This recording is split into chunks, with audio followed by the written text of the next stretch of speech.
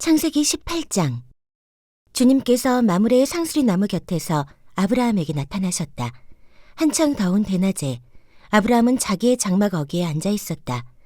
아브라함이 고개를 들고 보니 웬 사람 셋이 자기의 맞은쪽에 서 있었다.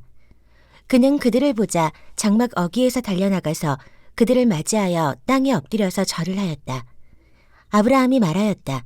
손님들께서 저를 좋게 보시면 이 종의 곁을 그냥 지나가지 마시기 바랍니다. 물을 좀 가져오라고 하셔서 발을 씻으시고 그 나무 아래에 쉬시기 바랍니다.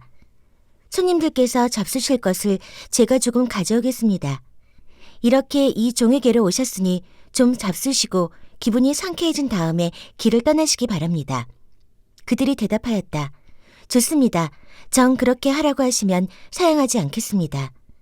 아브라함이 장막 안으로 뛰어들어가서 사라에게 말하였다. 빨리 고운 밀가루 3스아를 가지고 와서 반죽을 하여 빵을 좀 구우시오.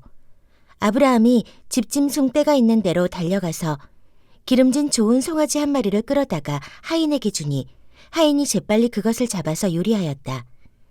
아브라함이 엉긴 젖과 우유와 하인이 만든 송아지 요리를 나그네들 앞에 차려놓았다. 그들이 나무 아래에서 먹는 동안에 아브라함은 서서 시중을 들었다. 그들이 아브라함에게 물었다. 대기 부인 사라는 어디에 있습니까? 아브라함이 대답하였다. 장막 안에 있습니다. 그때에 주님께서 말씀하셨다. 다음 해 이맘때에 내가 반드시 너를 다시 찾아오겠다. 그때에 너의 아내 사라에게 아들이 있을 것이다. 사라는 아브라함이 등지고 서 있는 장막 어귀에서 이 말을 들었다. 아브라함과 사라는 이미 나이가 많은 노인들이고 사라는 월경마저 그쳐서 아이를 낳을 나이가 지난 사람이다. 그러므로 사라는 나의 기력이 다 쇠진하였고 나의 남편도 늙었는데 어찌 나에게 그런 즐거운 일이 있으랴 하고 속으로 웃으면서 중얼거렸다. 그때 주님께서 아브라함에게 말씀하셨다. 어찌하여 사라가 웃으면서 이 늙은 나이에 내가 어찌 아들을 낳으랴 하느냐. 나 주가 할 수 없는 일이 있느냐. 다음에 이맘때에 내가 다시 너를 찾아오겠다. 그때에 사라에게 아들이 있을 것이다. 사라는 두려워서 거짓말을 하였다. 저는 웃지 않았습니다. 그러나 주님께서 말씀하셨다. 아니다. 너는 웃었다. 그 사람들이 떠나려고 일어서서 소돔이 내려다 보이는 데로 갔다. 아브라함은 그들을 바래다 주려고 함께 얼마쯤 걸었다. 그때 주님께서 말씀하셨다. 내가 앞으로 하려고 하는 일을 어찌 아브라함에게 숨기랴. 아브라함은 반드시 크고 강한 나라를 이룰 것이며 땅 위에 있는 나라마다 그로 말미암아 복을 받게 될 것이다. 내가 아브라함을 선택한 것은 그가 자식들과 자손을 잘 가르쳐서 나에게 순종하게 하고 옳고 바른 일을 하도록 가르치라는 뜻에서 한 것이다. 그의 자손이 아브라함에게 배운 대로 하면 나는 아브라함에게 약속한 대로 다 이루어주겠다. 주님께서 또 말씀하셨다. 소돔과 고모라에서 들려오는 저 울부짖는 소리가 너무 크다. 그 안에서 사람들이 엄청난 죄를 저지르고 있다. 이제 내가 내려가서 거기에서 벌어지는 모든 악한 일이 정말 나에게까지 들려온 울부짖음과 같은 것인지를 알아보겠다. 그 사람들은 거기에서 떠나서 소돔으로 갔으나 아브라함은 주님 앞에 그대로 서 있었다. 아브라함이 주님께 가까이 가서 아뢰었다. 주님께서 의인을 기어이 악인과 함께 쓸어버리시렵니까? 그 성 안에 의인이 10명이 있으면 어떻게 하시겠습니까? 그래도 주님께서는 그 성을 기어이 쓸어버리시렵니까? 의인 10명을 보시고서도 그 성을 용서하지 않으시렵니까? 그처럼 의인을 악인과 함께 죽게 하시는 것은 주님께서 하실 일이 아닙니다. 의인을 악인과 똑같이 보시는 것도 주님께서 하실 일이 아닌 줄 압니다. 세상을 심판하시는 분께서는 공정하게 판단하셔야 하지 않겠습니까? 주님께서 대답하셨다. 소돔성에서 내가 의인 10명만을 찾을 수 있으면 그들을 보아서라도 그 성 전체를 용서하겠다. 아브라함이 다시 아뢰었다. 티끌이나 재밖에 안 되는 주제에 제가 주님께 감히 아뢰입니다. 의인이 10명에서 5이 모자란다고 하면 어떻게 하시겠습니까? 5이 모자란다고 성 전체를 다 멸하시겠습니까? 주님께서 대답하셨다. 내가 거기에서 45명만 찾아도 그 성을 멸하지 않겠다. 아브라함이 다시 한번 주님께 아뢰었다. 거기에서 40명만 찾으시면 어떻게 하시겠습니까? 주님께서 대답하셨다. 그 40명을 보아서 내가 그 성을 멸하지 않겠다. 아브라함이 또 아뢰었다. 주님, 노하지 마시고 제가 말씀드리는 것을 허락하여 주시기 바랍니다.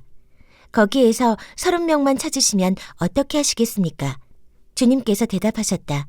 거기에서 30명만 찾아도 내가 그 성을 멸하지 않겠다. 아브라함이 다시 아뢰었다.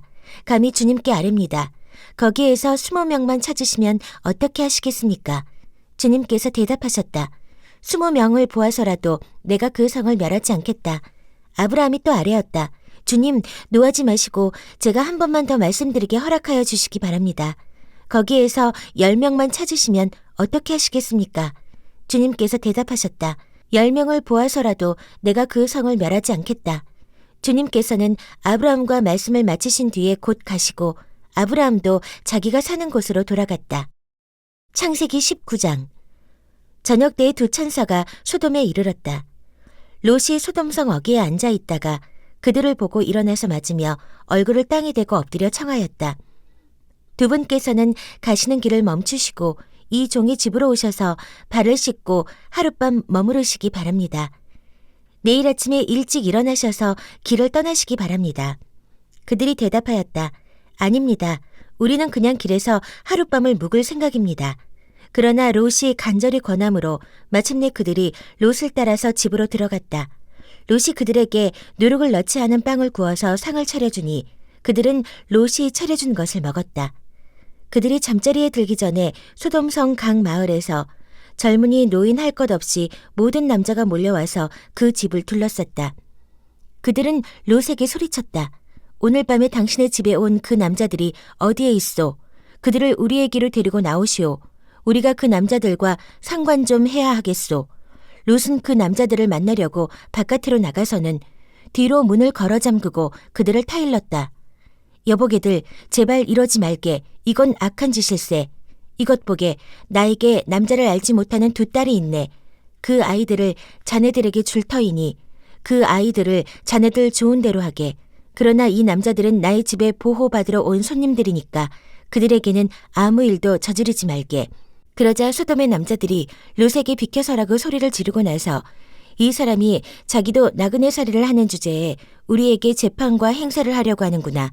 어디 그들보다 당신이 먼저 혼 좀 나 보시오 하면서 롯에게 달려들어 밀치고 대문을 부수려고 하였다.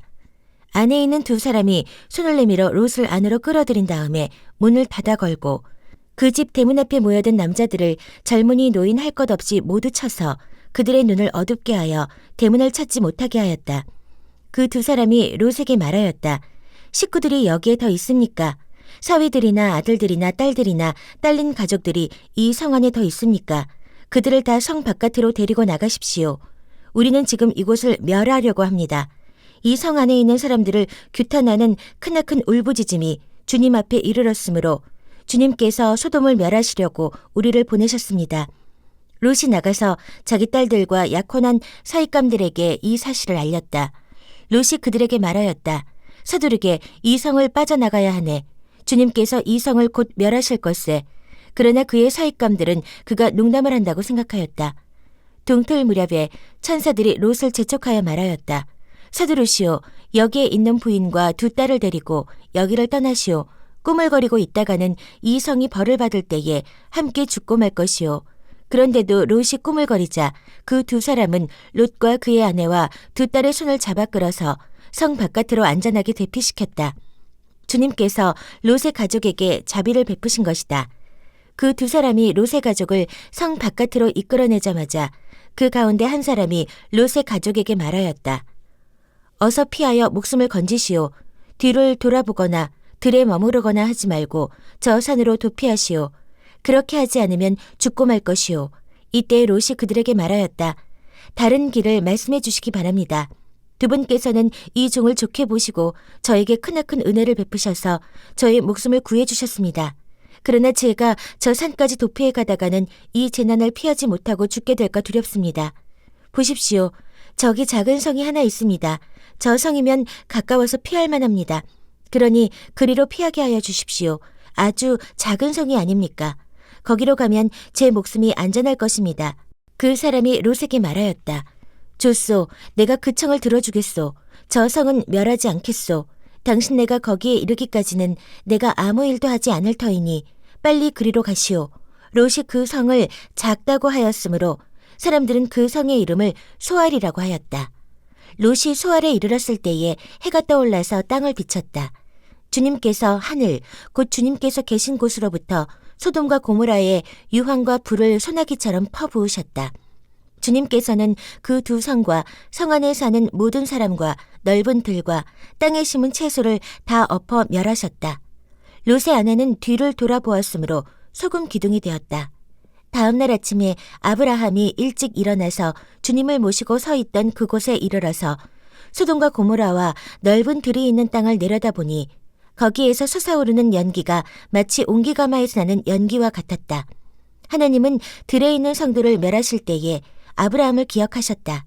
그래서 하나님은 롯이 살던 그 성들을 재앙으로 뒤엎으실 때에 롯을 그 재앙에서 건져주신 것이다.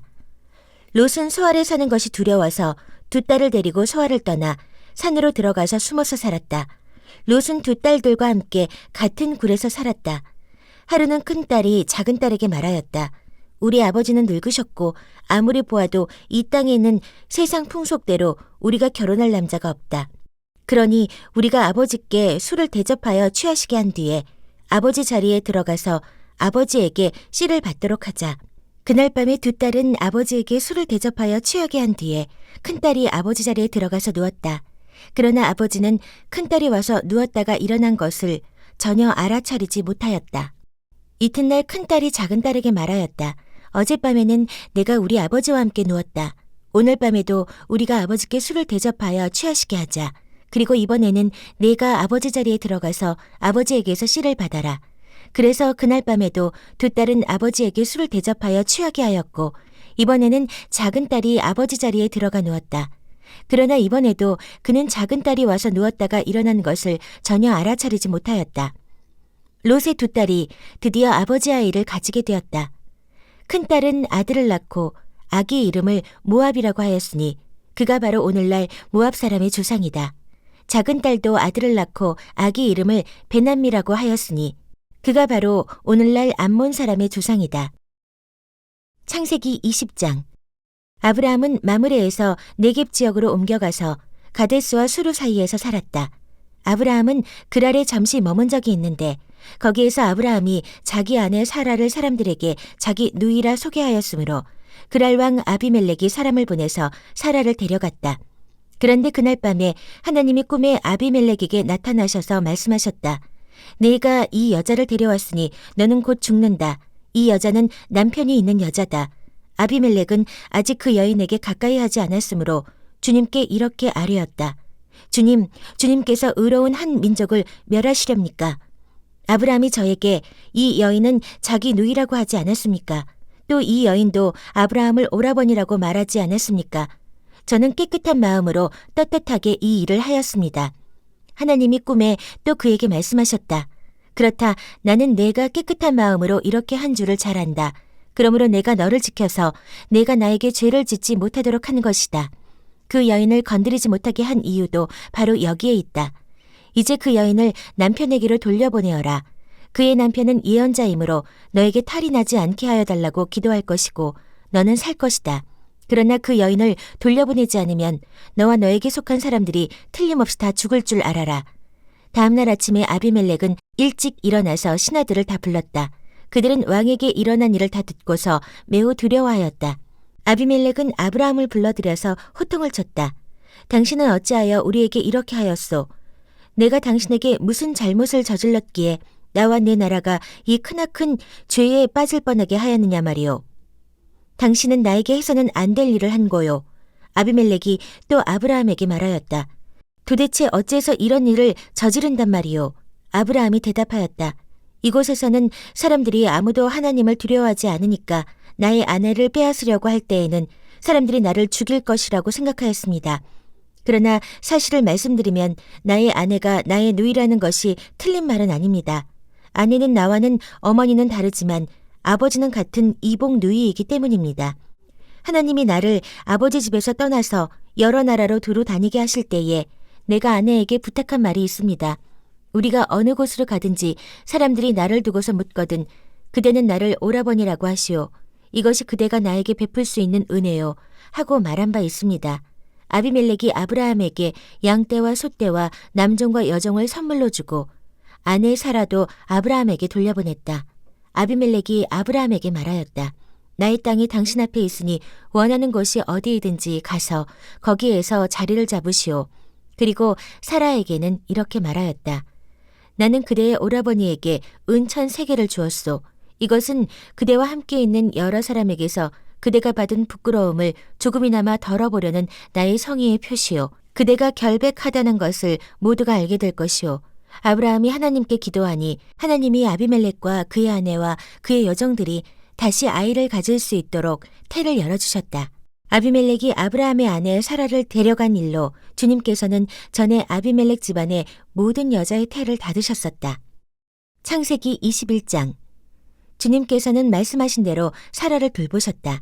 사라에게 약속하신 것을 주님께서 그대로 이루시니 사라가 임신하였고 하나님이 아브라함에게 약속하신 바로 그때가 되니 사라와 늙은 아브라함 사이에서 아들이 태어났다. 아브라함은 사라가 낳아준 아들에게 이삭이라는 이름을 지어주었다.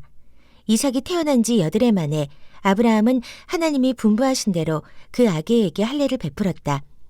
아브라함이 아들 이삭을 보았을 때에 그의 나이는 100살이었다. 사라가 혼자서 말하였다. 하나님이 나에게 웃음을 주셨구나.